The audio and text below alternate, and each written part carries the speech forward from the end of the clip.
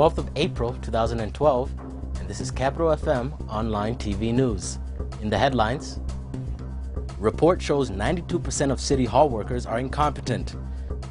DPP says his task force is not out to help Ocampo 4. Barraza Tribunal yet to start hearings. An MP's committee puts Treasury to task over budget process. Good evening, I'm Charles Gishane. An audit by PricewaterhouseCoopers on the City Council of Nairobi has found out that 92% of the council's workforce is incompetent. The report, commissioned in 2010, says that most of the workers are semi-skilled or unskilled. The report recommends massive job cuts on the large and inefficient workforce. Town Clerk Philip Kissia, who received the report, has promised action, although he said it would take a long time to implement. Kissia said that slightly over 1/4 of the council's workforce that was over 50 years was bound to be the first in line to leave the council. The town clerk said that the council will consider proposals ensuring that directors are employed on contract basis.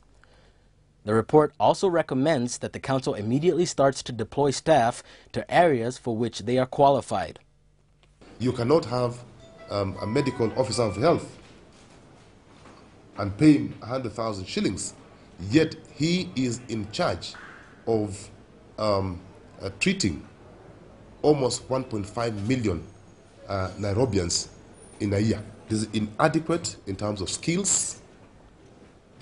And finally, 92% of the staff are either semi-skilled or unskilled.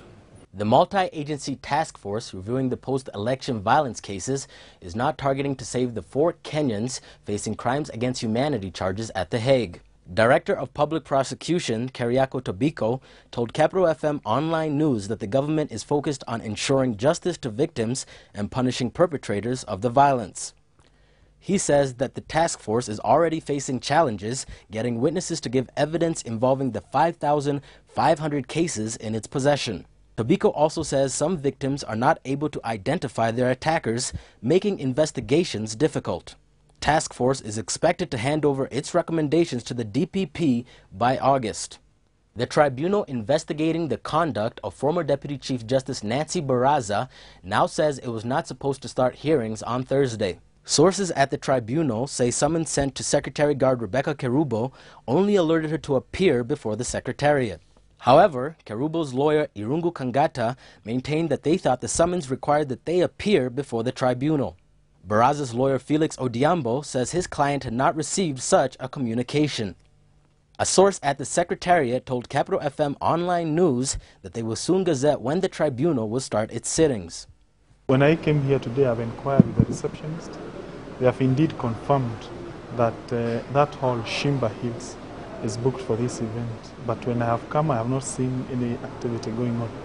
The Treasury should prepare to refund taxpayers the taxes that have so far been illegally collected if it fails to submit the Finance Bill 2011 to Parliament by the 20th of April, the Parliament Budget Committee has asserted.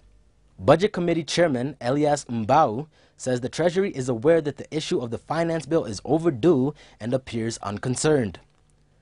The failure by the Treasury to present the Finance Bill since its tabling in June last year has resulted in the government continuing to collect taxes illegally after the 31st of December, when the Provisional Collection of Taxes Act Cap 415 lapsed.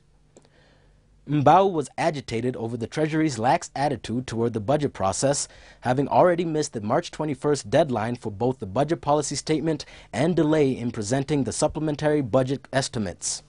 The Treasury has until the 20th of this month to submit the budget policy statement and finance bill in order to give the Budget Committee enough time to present its budget proposals by April 30th. That's it for our top stories. Thank you for joining us. I'm Charles Gishane.